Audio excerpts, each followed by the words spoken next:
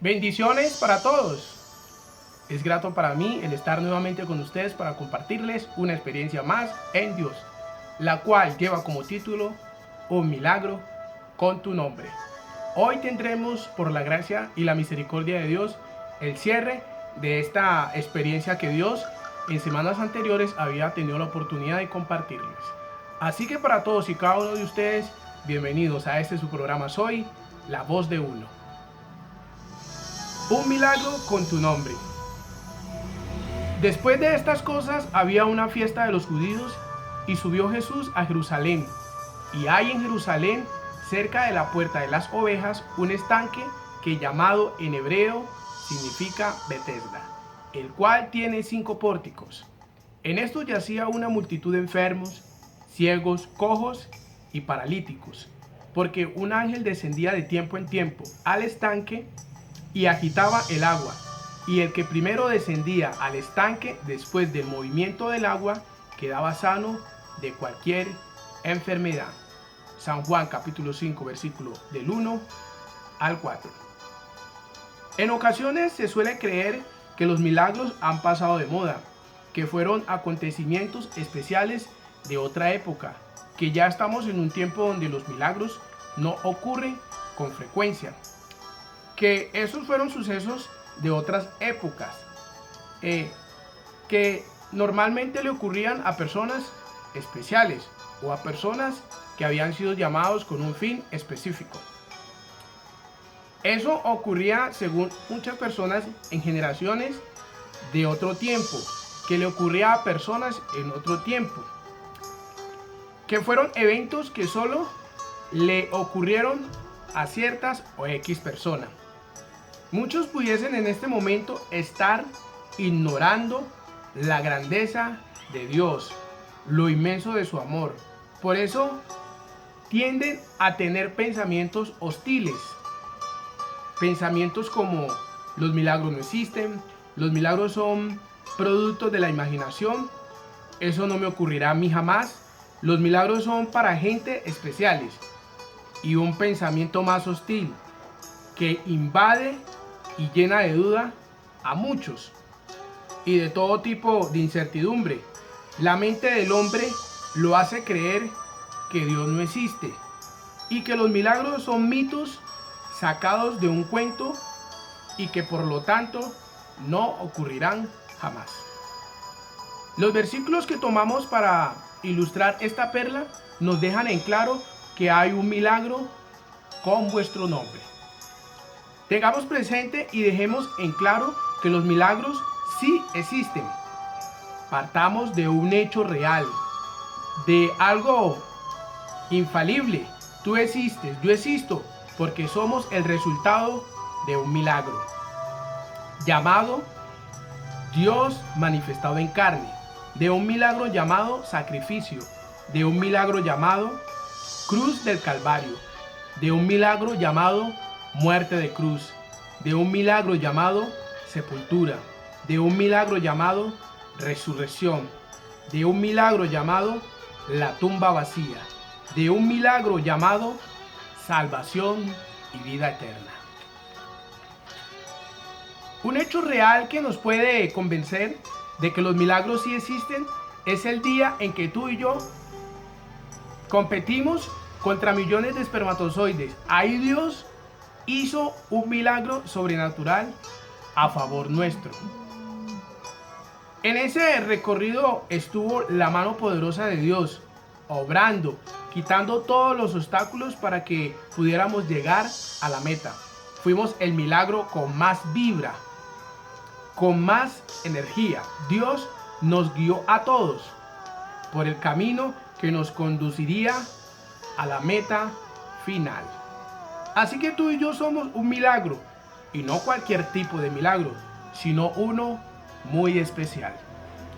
Solo sabe Dios bajo qué circunstancias el milagro se llevó a cabo en aquel entonces, es decir, cuántas personas tuvieron que nacer, o mejor, digámoslo así, cuántos milagros de vida tuvieron que acontecer para que tú y yo fuésemos un milagro extraordinario en este presente.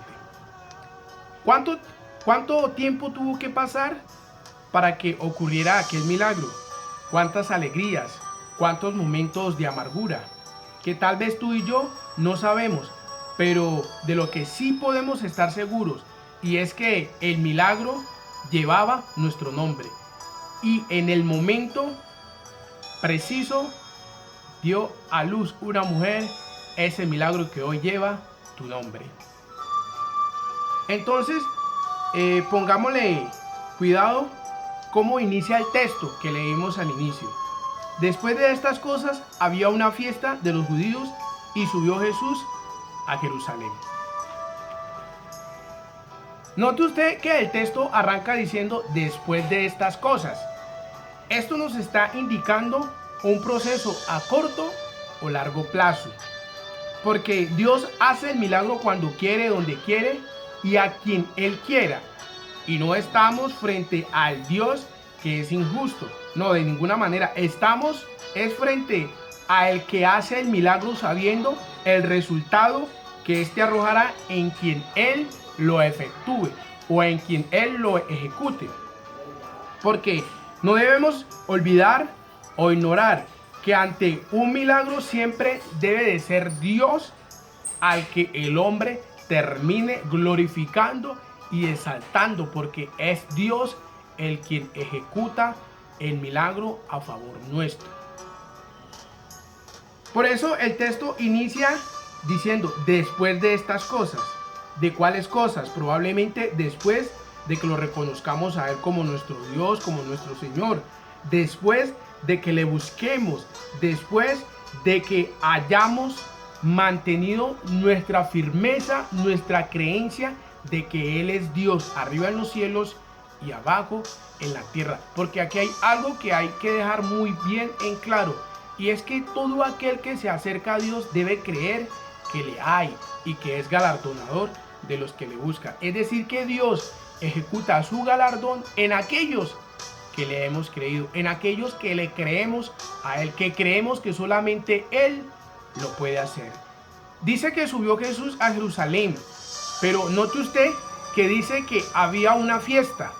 Pero ¿cómo podríamos nosotros estar en fiesta en un momento como este, en un momento como de crisis, un momento donde hay personas que están atravesando por una situación difícil?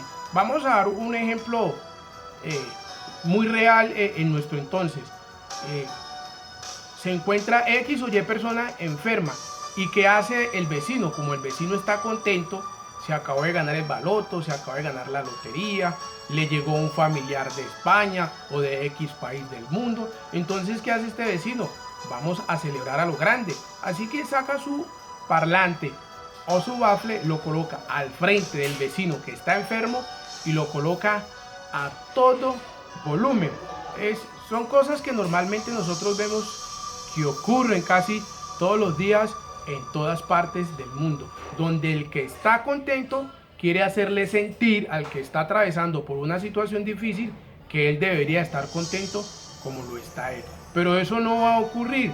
Pero en Dios encontramos un Dios que es justo y que es soberano, porque Dios se goza con los que se gozan, se alegra con los que se alegran y se entristece con los que se entristecen. Es decir, que Dios está en todas las circunstancias, en todos los momentos, en todas las etapas de la vida del hombre. Siempre está Dios ahí, siempre estará Dios ahí para condolerse de los hombres. Aquel lugar, dice el texto, que tiene 5 pórticos, donde yacía una multitud de enfermos, ciegos, cojos y paralíticos. Es notable que aquel lugar se había convertido en uno de misericordia, como se había vuelto nuestro entorno, nuestro barrio, nuestra ciudad, nuestro país, el mundo entero. El mundo de hoy, que se debate entre la vida y la muerte, se ha vuelto un lugar de misericordia, un lugar donde Dios se duele de las cosas por las que atraviesan los hombres. Por eso en aquel entonces dice que Jesús, estando a las afueras de la ciudad, miró desde una parte muy alta a Jerusalén y exclamó diciendo: Jerusalén, Jerusalén, tú que matas y apedreas a los que te son enviados, ¿cuántas veces os quise juntar como la gallina junta sus polluelos, pero no quisisteis. A Dios le duele el estado en que el hombre se encuentra el día de hoy sin Él. A Dios le duele la condición por la que estás atravesando. A Dios le duele aquel hombre o aquella mujer que hoy se encuentran tras las rejas. A Dios le duele aquel hogar que se ha destruido. A Dios le duele aquella vida que está pensando en estos momentos tirarse tal vez de un puente o quitarse la vida.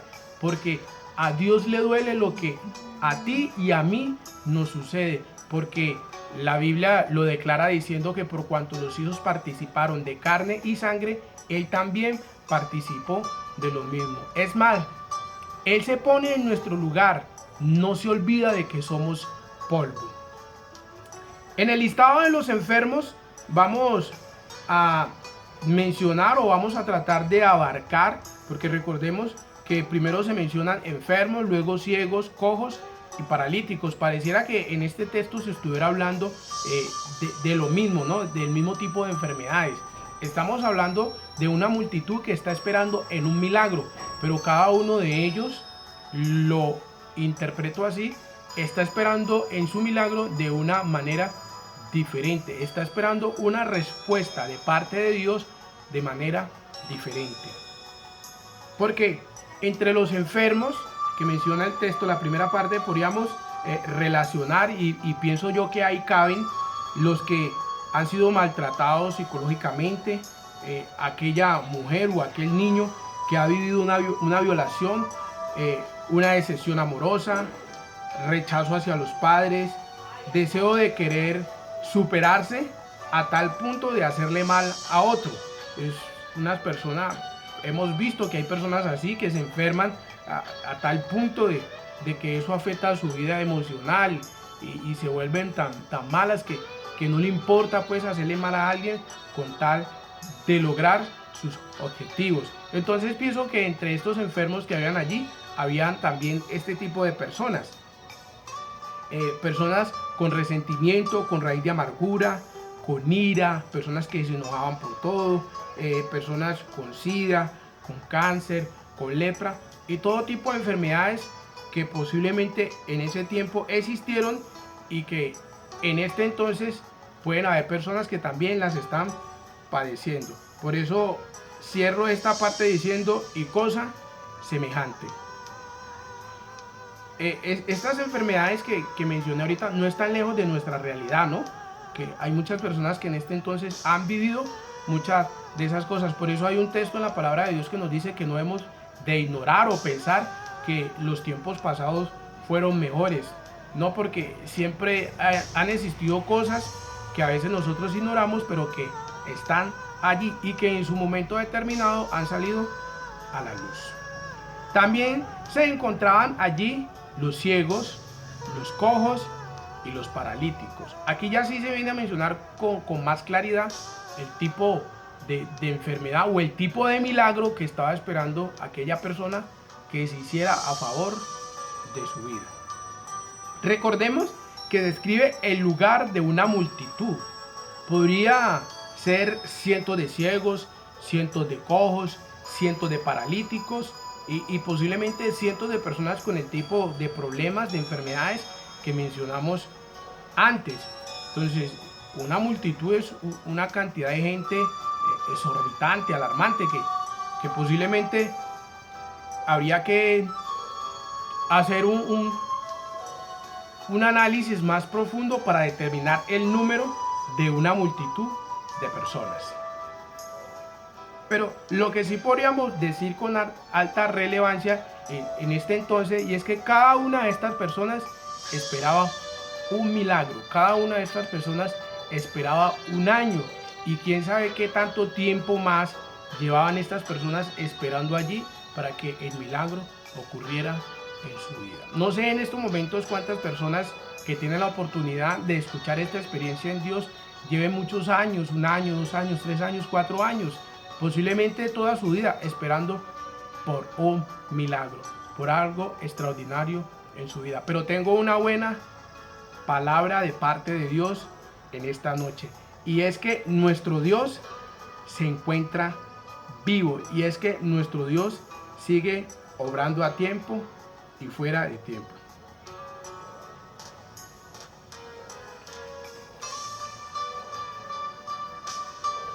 Lo cierto es que Jesús llevaba consigo cientos de milagros.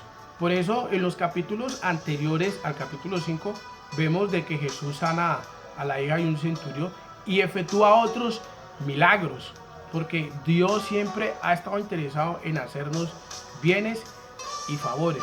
Y por eso dice el versículo 1 del capítulo 5, y después de esto que nos está indicando de que la vida de todo ser humano requiere de un tiempo y de un proceso, ya sea a corto o largo plazo. Los milagros pudiéramos nosotros desear que se realizaran a favor nuestro todos los días, cada minuto, cada segundo y cada instante, pero pienso y creo de que todo requiere de un proceso que es el que nosotros a veces no queremos sufrir. Es el proceso que nosotros queremos saltarnos y que el milagro se efectúe con prontitud en nuestra vida. Pero recuerda que alguien dijo en cierta ocasión en el libro de Eclesiastés que todo lo que se hace debajo del sol tiene su tiempo y tiene su hora. Pero lo cierto aquí es que Jesús llevaba consigo cientos de milagros, pero en aquel lugar se efectuaría uno, el cual llevaba como nombre el paralítico de Betesda. Esto hace parte de la soberanía de Dios y la misericordia de Dios. 38 años hicieron parte de su vida, de un lecho que se había convertido para este hombre en su acompañante. Se había vuelto para este hombre el testigo de todas las experiencias que este hombre pudo haber vivido en aquel lugar, esperando por aquel milagro. Habían antes de él posiblemente muchas personas que llegaron y que llevaban más tiempo que él, 38 años, 40, 50, mucho tiempo comparado al tiempo que llevaba este hombre allí. Pero no olvidemos de que Dios es soberano, que todo esto hace parte de la soberanía de Dios. Por eso hay un texto que dice: pacientemente esperé en Jehová, y él se inclinó su oído y me escuchó y me libró de todas mis angustias y todas mis adversidades. En Dios siempre hay que esperar.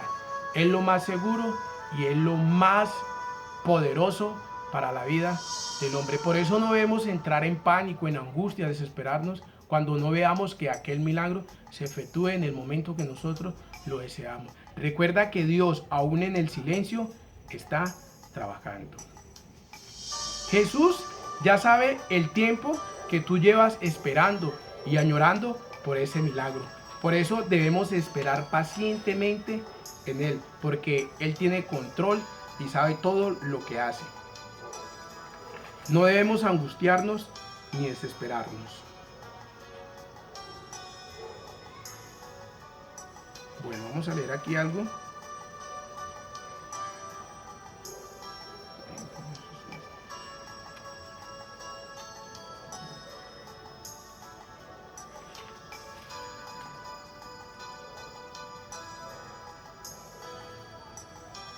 Bueno, entonces decíamos que el texto del capítulo 1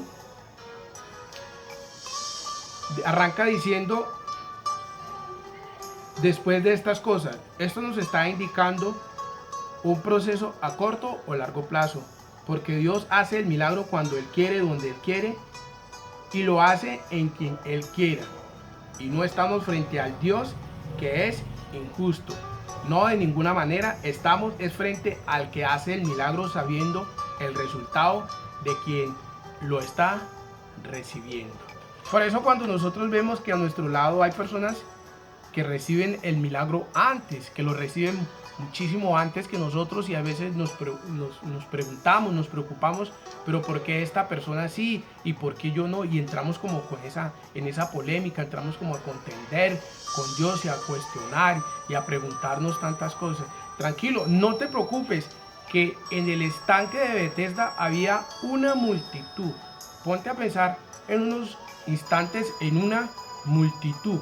Vamos a reducir ese número, permítame reducirlo en este momento, vamos a decirlo así: habían 1000 personas, y que esas 1000 personas Jesús venga directamente a donde estás tú a donde estoy yo, porque Él viene con un milagro que lleva tu nombre, un milagro que posiblemente es una enfermedad, un milagro que posiblemente es un hijo, un milagro que posiblemente es un esposo, un milagro que posiblemente es un trabajo, un milagro que posiblemente es una casa o qué sé yo, pero ese milagro Jesús lo tiene, permíteme expresarlo así, lo tiene en su mano, quiere efectuarlo, quiere que se ejecute, pero es necesario que tú te llenes de fe, que tú le creas a Él, porque el que se acerca a Dios debe creerle que le hay, porque no es simplemente que el milagro se efectúe y nosotros podernos llenar de alegría y saltar, no es también que el milagro se efectúe y que nosotros lo reconozcamos como a Él como nuestro Dios, como nuestro Señor, que reconozcamos de que el milagro se ha efectuado es porque Él tiene misericordia de nosotros, de que el milagro se ha efectuado es porque Él nos ama, porque Él nos ama. Por eso decía al inicio de esta perla que ese milagro tiene un nombre propio. Ese milagro se llama Dios manifestado en carne, se llama Jesús, se llama tumba vacía, se llama crucifixión, se llama muerte, se llama sangre derramada, y todo eso se llama milagro de amor. Es el milagro más extraordinario que ha ocurrido en la vida de los hombres, y ese milagro ocurrió hace cientos de años y hoy estamos disfrutando de ese milagro. Hoy ese milagro nosotros debemos de reconocerlo, debemos humillarnos ante esa obra milagrosa que hizo Jesucristo una vez en la cruz del Calvario a favor nuestro. Por eso en aquel lugar yacía una multitud de enfermos esperando por un milagro. En este presente quiero que pienses por un instante, por unos momentos, solamente en tu comunidad, en tu barrio, en el lugar donde estás. ¿Cuántas personas en la noche, en su lecho, en su lugar, en su habitación, claman a Dios, rogándole, diciéndole: Dios mío, haz un milagro. Señor, quiero un milagro. Ayúdame en esta situación. Ayúdame a salir de esto. Señor, mira esto, mira mi petición. Muchas personas, si tú pudieras contarlas o pudieras darte cuenta de cuántas son las que están llorando por un milagro. Pero quiero darte una buena noticia a través de esta perla, de esta experiencia en Dios. Y es que hay un milagro con tu nombre. Que aunque hayan muchas personas, aunque haya una multitud a tu alrededor, esperando que las aguas se agiten, que haya movimiento de cosas, que se mueva aquí, que se quite un presidente, o que se suba el uno, que se quite el otro, de que haya ese ascenso, de ganarte la lotería, de lo uno, de lo otro, Dios tiene un milagro con tu nombre, porque la bendición de Dios es la que enriquece y no añade tristeza con ella. En el tiempo de las viudas, había muchas viudas donde Dios hubiera podido obrar un milagro para la vida de un hombre, pero fue directamente a la viuda de Sarepta, fue a esa mujer en el tiempo de María, la que ocupó Jesús su vientre para que de ella naciese el Salvador. Cuando Dios hizo esta obra extraordinaria, fue escogida entre las muchas mujeres que habían en aquel entonces. Y cuando el ángel se le aparece, le dice: bendita eres tú entre todas las mujeres. Es decir, que habían más, pero a ti te escogieron para que de ti, en medio de ti fuese puesto la obra del Espíritu Santo, y en medio de ti naciese el Salvador del mundo. ¿Qué quiero decirte con esto en esta hora, amable oyente? Hermano que me escuchas, que ante todo el mundo, ante todos los milagros que están por efectuarse en todo el mundo, quiero decirte que no te desesperes, porque hay un milagro con tu nombre. Hay un milagro que Dios va a efectuar con tu nombre. Será tan poderoso que las naciones, que los pueblos, que las personas, que los vecinos, que los que están cerca de ti lo podrán ver. ¿Y sabes por qué? Porque Dios quiere glorificarse, porque Dios quiere mostrar su grandeza, porque Dios quiere convencer al incrédulo, porque Dios quiere convencer a ese que dice que Dios no existe, porque Dios quiere convencer a los grandes, a los reyes y a las naciones que Él es el Dios de milagros y amor, que Él es el Dios que hace milagros, que Él es el Dios que hizo un milagro extraordinario hace muchos años para que tú y yo hoy conociésemos de lo grande y lo inmenso de su amor. Estaremos aquí muy pronto para compartir una nueva experiencia en Dios, la cual tendrá como título Jesús, 5 letras que lo expresan todo. Será nuestro último capítulo, así que mi invitación en este momento es para que no te lo pierdas. Estaremos aquí muy pronto nuevamente para compartir una nueva experiencia en Dios. No desesperes y no desmayes, porque hay un milagro con tu nombre. Así que para todos ustedes, hasta una próxima oportunidad. Dios te bendiga. Soy la voz de uno.